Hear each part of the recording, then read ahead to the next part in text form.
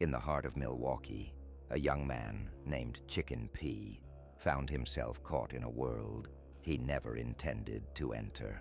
Struggling to make ends meet, he was drawn into the drug scene by the promise of quick cash. Initially, it was just a way to pay the bills, but soon he became entangled in a web far more sinister than he had imagined. One evening after a long day, Chicken received a call from his supplier, a notorious dealer named Ghost. Ghost was known for his ruthless tactics and the dark aura that surrounded him. "I need you to deliver a package tonight," he ordered. Chicken hesitated, but the thought of being late with payment made him comply. As dusk fell, Chicken drove to a rundown warehouse on the outskirts of the city where he was to meet a buyer. The air was thick with tension, and the dimly lit streets felt more ominous than usual. He parked and approached the warehouse, the sound of his footsteps echoing off the cracked concrete. Inside, shadows loomed in every corner. The buyer, a wiry man with piercing eyes, was waiting. He glanced at Chicken, then at the package. "You're late," he sneered, an unsettling smile curling on his lips. "I'm here now. Let's just get this over with," Chicken replied, trying to mask his unease. As the transaction began, the atmosphere shifted. The buyer suddenly produced a knife, holding it to Chicken's throat. "You think you can just waltz in here? You owe Ghost more than you know." Panic surged through Chicken. "I swear, I'll get you the money. Just let me go." But before he could react, the warehouse door slammed shut. Ghost appeared, flanked by his men. "Looks like you're in a bit of trouble, kid," he said, his voice cold and calculated. Chicken heart raced. "I didn't mean to. I just needed the money." Ghost stepped closer, a sinister grin spreading across his face. "Money isn't what's at stake here. It's respect. You crossed me, and now you have to pay." In a flash, the buyer lunged at Chicken, but Ghost intervened. "Let's show him what happens to those who betray the family." Chicken realized he had walked into a trap. The room filled with the sounds of violence as Ghost's men closed in. In that moment, fear consumed him. He fought back instinctively, desperation fueling his actions, but he was outnumbered. Just when it seemed all hope was lost, Chicken spotted an open window behind a stack of crates. With a surge of adrenaline, he broke free from his attackers and sprinted toward the window. He leaped, scraping his arms on the jagged edges but pushing through the pain. Outside, the night air felt liberating, but he knew they wouldn't let him go easily. He ran through the dimly lit streets, glancing over his shoulder as shadows loomed closer. The sound of footsteps echoed in pursuit, and the city felt like a labyrinth closing in on him. He ducked into an alley, heart pounding. As he caught his breath, he heard voices approaching. "He went this way," one of Ghost's men shouted. Chicken needed a plan. He spotted a nearby garage door, half open. Without thinking, he slipped inside, hoping to blend in with the darkness. Inside, he crouched behind stacks of old tires, listening intently as the men searched the area. Minutes felt like hours as they drew closer. "He's here somewhere," another voice called out, and panic surged through Chicken. He held his breath, praying they wouldn't find him. Suddenly, the garage door creaked open wider, and a pair of boots stepped inside. Chicken's heart raced as he realized they were closing in. Just then, a loud crash echoed outside. Sirens wailed in the distance, and the men hesitated, their focus shifting. In that brief moment, Chicken took his chance. He darted past the distracted men, bolting out the door and into the street. The sound of sirens grew louder, and he ran toward the noise, desperate for help. As he reached a main road, he flagged down a police car. The officers jumped out, and Chicken pleaded for protection. "They're after me. Please." The officers quickly assessed the situation, and one of them radioed for backup. As they secured the area, Chicken looked back, watching as Ghost's men retreated into the shadows, their faces twisted with rage. In the days that followed, Chicken gave his statement, fully aware of the danger that lingered. He knew he had narrowly escaped a fate worse than death. The drug scene in Milwaukee was unforgiving, and he vowed never to return. Haunted by the encounter, he sought a fresh start, determined to leave that dark chapter behind. But in the back of his mind, he knew that the shadows of his past would always be lurking, waiting for the right moment to strike again. Certified Trapper was a prominent name in Milwaukee's East Side, known for his raw lyrics that painted the gritty reality of his life. But with rising fame came increasing danger, especially from those who felt threatened by his voice. One night, after a late studio session, Trapper received a cryptic message. "Meet me at the old warehouse by the river. It's urgent." He hesitated, sensing a trap, but curiosity and loyalty to his community pushed him to go. As he approached the warehouse, a sense of dread washed over him. The air was thick, and the distant sound of water lapping against the shore sent chills down his spine. Trapper parked and stepped out, scanning the area. It was too quiet. "Trapper," a voice called from the shadows. It was Jay, his longtime friend. "I'm glad you came. You need to know, Lil V's crew is planning to come after you. They didn't like your last track." Trapper clenched his fists. "I'm just speaking the truth. If they can't handle it, that's their problem." Before they could discuss further, headlights swept across the lot. A black SUV pulled up, and Trapper's stomach dropped. He recognized it immediately. "Run!" Jay shouted. They dashed toward the entrance of the warehouse, heart pounding. The SUV's door swung open, and Lil V's crew poured out, shouting. Inside the warehouse, darkness engulfed them. They ducked behind old crates, trying to catch their breath. "What do we do now?" Jay whispered. "We need to find a way out," Trapper replied, scanning the shadows. He spotted a side door and gestured for Jay to follow. They crept toward it, but before they could reach the exit, they heard footsteps approaching. "Check the back," someone shouted. Trapper's mind raced. They couldn't get caught. Just then, a loud crash reverberated through the warehouse as a stack of crates toppled over, creating a diversion. "This way," Trapper urged, and they slipped through the side door. Outside, the night was alive with sounds, but the fear of being hunted pushed them forward. They darted down an alley, trying to put distance between themselves and the chaos. The streets were familiar yet haunting, shadows stretching like fingers reaching for them. "Where do we go?" Jay asked, breathless. "Back to my place. It's the safest spot," Trapper replied, leading the way. As they navigated the maze of streets, they heard the distant sound of sirens and the rumble of engines. Trapper's instincts kicked in. They needed to keep moving. Just as they turned a corner, a black figure loomed in front of them. It was Lil V, flanked by two of his men. "Thought you could run," he sneered, his eyes glinting with menace. "Back off, V. This isn't how you want to do this," Trapper said, trying to sound calm. "Too late for that," Lil V replied, stepping closer. "You've disrespected my name and now you'll pay." Before Trapper could react, the gang lunged at them. Trapper fought back, adrenaline surging through his veins as he grappled with Lil V's men. Jay jumped in, throwing punches and trying to help. The struggle was fierce, fists flying and chaos erupting in the street. Just as it seemed like the situation might turn deadly, the sound of police sirens grew louder, the lights flashing in the distance. "We have to go!" Trapper shouted, pushing Jay toward the nearest alley. They ran, hearts racing, the sirens closing in. As they ducked behind the dumpster, Trapper knew this wasn't just a fight for survival. It was a battle for his voice, his identity.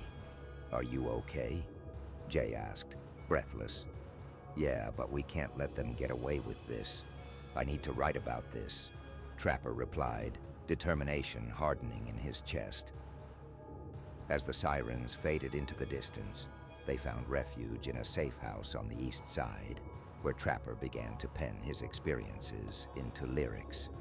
The adrenaline from the night transformed into powerful verses that would become his next track, a testament to the struggles of life on the streets. Certified Trapper knew he was up against formidable enemies, but with each word he wrote, he reclaimed his power. The shadows might loom over the east side, but he was ready to shine a light through them, one verse at a time. In the gritty streets of Milwaukee, a young rapper named King Hussle was rising through the local scene. He had a unique sound and a growing fan base, but beneath his confident exterior lay a restless ambition. He craved more than just local fame. He wanted to break into the mainstream. One night, while scrolling through forums online, Hussle stumbled upon a chat room discussing the dark web. Intrigued, he entered and found a group of hackers who claimed they could help him go viral in exchange for a hefty sum. They promised access to powerful tools that could manipulate social media algorithms, ensuring his tracks reached millions overnight. Desperate to elevate his career, Hussle decided to take the plunge. He transferred a significant amount of money from his meager savings into Bitcoin and shared his contact details with the group. Almost immediately, he received a message from someone named Cypher, the group's leader. "Welcome to the future, Hussle. We can make you a star, but you need to trust us. There's a price for everything," Cypher warned. Feeling a mix of excitement and anxiety, Hussle agreed. He followed their instructions, downloading software that felt increasingly sinister with each click. They guided him through various tasks, each one more dubious than the last: phishing attacks, data breaches, and manipulating trends. The adrenaline rush was intoxicating, but soon, Hussle began to notice the consequences. His social media accounts exploded with followers, but so did the backlash. He received threats from rival artists, angry fans, and even law enforcement. The virtual world felt suffocating. One night, as he sat in his dimly lit apartment, Hussle received a chilling message from Cypher. "You've gone too far. We need to take this to the next level." The message included a link to a deep website filled with disturbing imagery and illegal activities. Panic set in. "What do you mean?" Hussle replied, but there was no response. He decided to log off, hoping to distance himself from the chaos. But it was too late. The next day, he found strange activity on his bank account. Large sums of money were disappearing, and his phone buzzed incessantly with notifications from his social media. But they weren't from fans. They were threats, hacked messages warning him to stop what he was doing or face dire consequences. Feeling trapped, Hussle attempted to cut ties with the hackers, but Cypher was relentless. "You can't just walk away. We have what we need, and we won't let you go." That night, Hussle's phone rang. It was a private number. Heart racing, he answered. "Hussle, you thought you could leave us? We know where you are." The voice was distorted, sending shivers down his spine. Terrified, Hussle tried to gather evidence. He recorded the calls and noted everything, hoping to go to the police. But deep down, he knew they wouldn't take him seriously. He was embroiled in a world that law enforcement couldn't touch, one that thrived in darkness. Desperation turned to paranoia. Hussle installed security cameras around his apartment and began isolating himself from friends and family. He recorded new tracks, filled with raw emotion, detailing his fear and the darkness closing in on him. But even that brought no solace. One night, As he was working late in his studio, he heard a loud crash outside. Heart pounding, he peered through the window, and his worst fears materialized. Figures cloaked in dark clothing were approaching his door, illuminated by the flickering streetlight. He scrambled to the back of the apartment, frantically looking for an escape. As the pounding on his door grew louder, he realized he had to confront them. He grabbed a baseball bat, bracing himself for the worst. When they burst through the door, Hussle swung, but it was too late. They were faster, overpowering him in an instant. A hooded figure pulled down their mask, revealing a face he recognized, one of the hackers from the chat room. "Did you really think you could run?" he sneered. The last thing Hussle remembered was the sound of laughter and the feeling of cold metal against his skin. Days later, he would awaken in a dimly lit basement, bound to a chair, with the hackers surrounding him. "Welcome to the real world, Hussle. Now you'll truly understand what it means to be in our circle," Cypher said, stepping forward with a sinister grin. With no way out, and everything he had worked for slipping away, Hussle realized he was trapped in a nightmare of his own making, forever haunted by the choices he made in pursuit of fame. The dark web had taken everything from him, and now it was time to pay the ultimate price. Juicester was a name that echoed through the streets of Milwaukee, known as much for his sharp lyrics as for his connections in the drug trade. He was a figure both respected and feared. The North Side was his territory, and he worked hard to defend it against encroachment from rival crews. One humid summer night, after a long studio session, Juicester received a panicked call from his right-hand man, Marco. "Juice, we got trouble. Dre's crew is planning something big. They want to take us down." Juicester felt a chill. Dre was a notorious figure from the South Side, ruthless and ambitious. "What are you?" he asked, urgency in his voice. "At the old warehouse on 5th. We need to talk." Juicester drove through the winding streets, his mind racing. When he arrived, he found Marco waiting, eyes wide with anxiety. "They're coming for us. We need to be ready," Marco said. Before they could plan their next move, a dark SUV rolled up, and several figures stepped out, including Dre. "Juicester," Dre called, a smirk on his face. "Thought you could keep your little empire safe." Juicester felt adrenaline spike. "This is our turf, Dre. You need to back off." Dre laughed, his crew moving in closer. "Why don't you prove it?" With that, gunfire erupted as Dre's crew opened fire. "Run!" Juicester shouted, grabbing Marco as they sprinted toward the warehouse's rear. Bullets whizzed past, the sound deafening in the chaos. They ducked behind stacks of crates, hearts pounding. "What's the plan?" Marco asked, breathless. "We need to hit back," Juicester replied, scanning their surroundings for weapons. They spotted a few handguns left behind by the rival crew and quickly armed themselves. Juicester looked at Marco, determination etched on his face. "We wait for them to come in. We ambush them." The two took their positions, hiding behind the crates, guns ready. Moments later, Dre and his crew stormed in, shouting orders. "Find them," Dre barked, clearly confident. As the first thug stepped into their line of fire, Juicester squeezed the trigger. The shot rang out, and the thug fell, causing chaos among Dre's crew. Marco opened fire next, taking down another rival. "Push forward," Dre shouted, scrambling to regain control. Juicester and Marco fought fiercely, moving from crate to crate, dodging bullets. Just as it seemed they had the upper hand, Dre charged at Juicester, tackling him to the ground.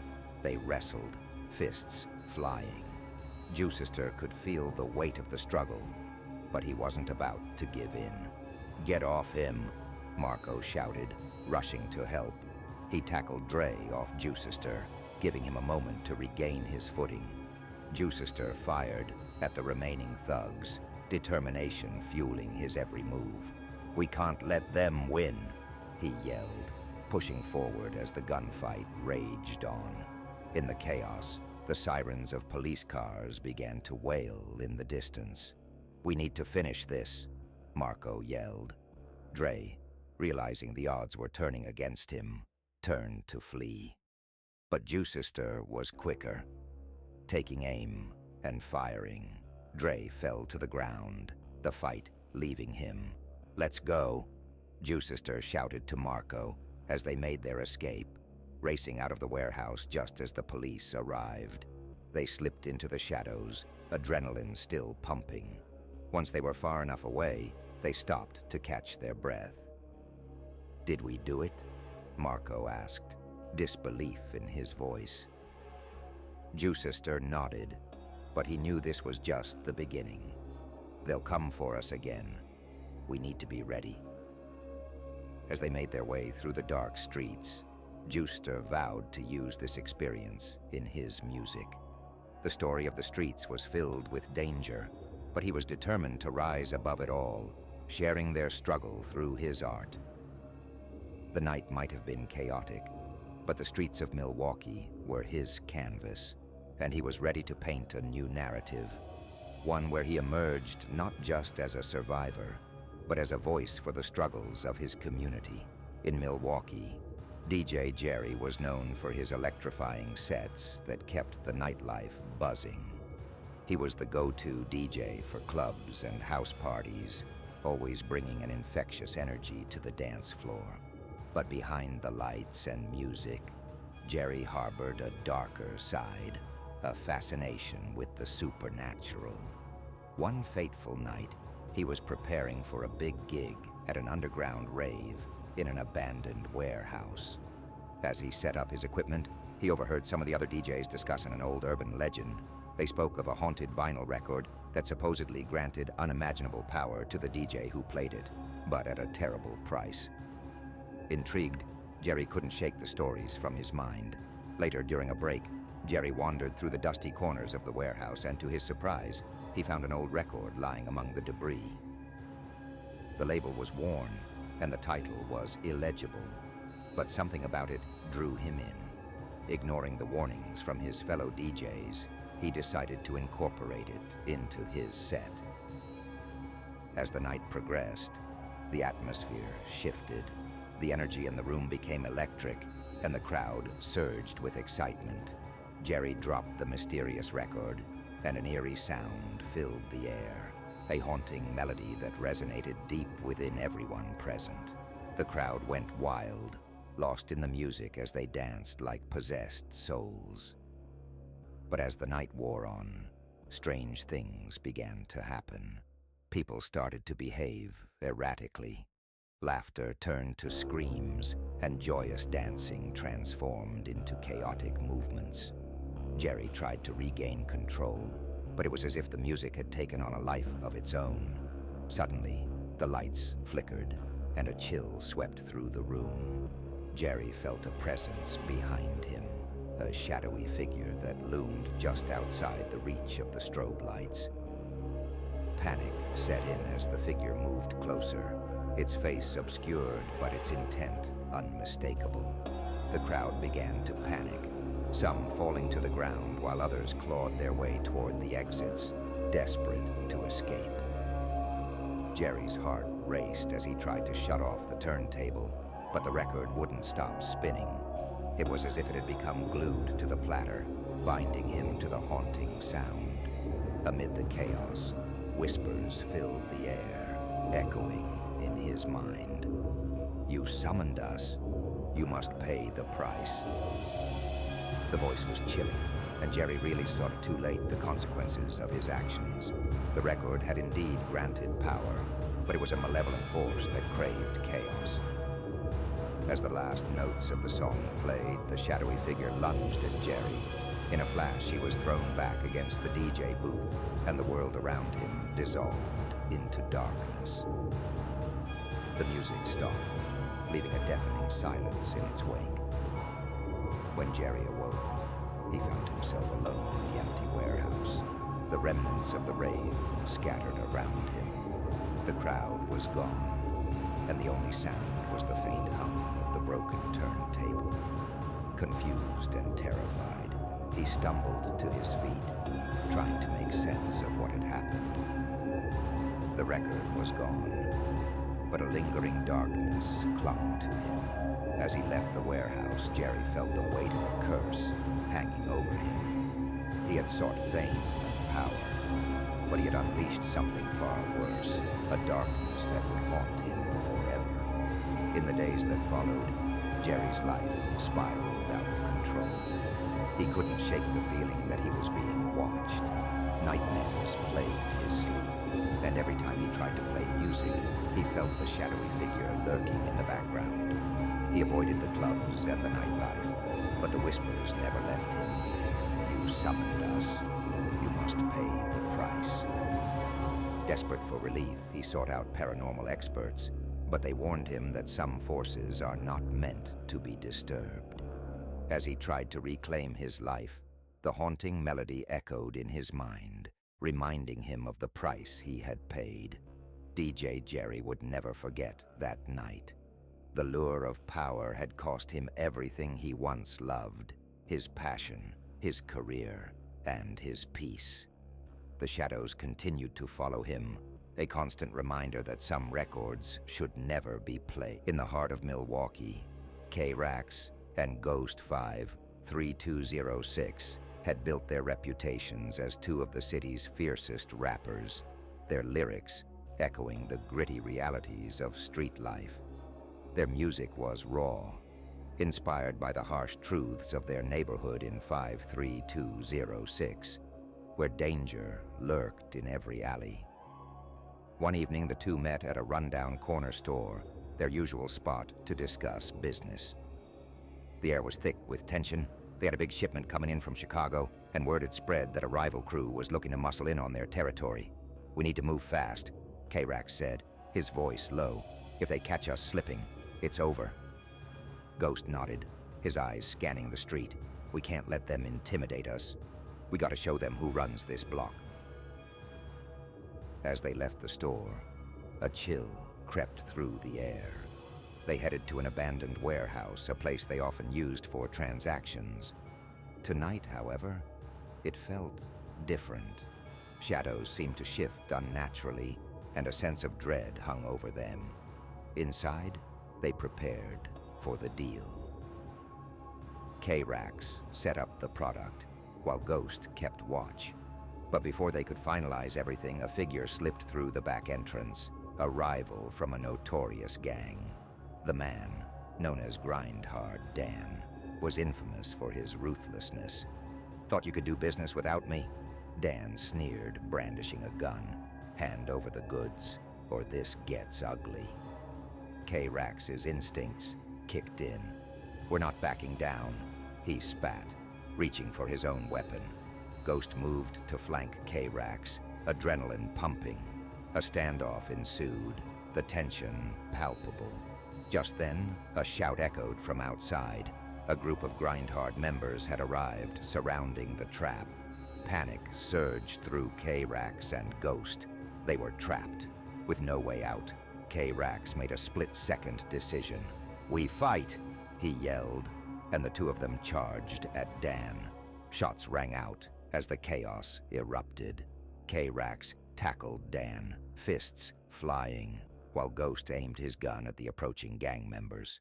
The warehouse transformed into a battleground. Bullets ricocheted off metal beams, and the scent of gunpowder filled the air. In the midst of the violence, Ghost caught sight of K-Rax, who was struggling with Dan. A moment of hesitation cost them dearly. A shot rang out. K-Rax stumbled back, clutching his side. Ghost's heart dropped as he realized his friend was hit. Rage ignited within him. He fought fiercely, taking down one rival after another, but K-Rax lay bleeding, struggling to stay conscious. "Get out of here, Ghost," K-Rax shouted, pain etched on his face. "You can still make it." "No way. I'm not leaving you," Ghost yelled back, firing at the approaching gang members. But the odds were stacked against them. Dan was still in the fight, and the noise had attracted attention. Sirens wailed in the distance, drawing closer. As the chaos unfolded, Ghost realized the truth. Their lives were defined by a cycle of violence and betrayal. This wasn't just about the drugs or the music anymore. It was about survival. He had to make a choice. With one last glance at his wounded friend, Ghost made a break for the exit. He couldn't save K-Rax, but he could escape this nightmare. As he sprinted into the night, the weight of his decision hung heavy in the air. Sirens blared, illuminating the darkness as he disappeared into the streets. He would carry the memory of K-Rax with him, a haunting reminder of the price of loyalty in a world where trust was a luxury few could afford. Alone, Ghost navigated the twisted alleys of Milwaukee, his heart pounding not just from the adrenaline, but from the knowledge that the streets would never let him forget what had happened that night. He was alive, but at what cost? The horror of their choices loomed larger than any beef or battle. This was the true face of survival.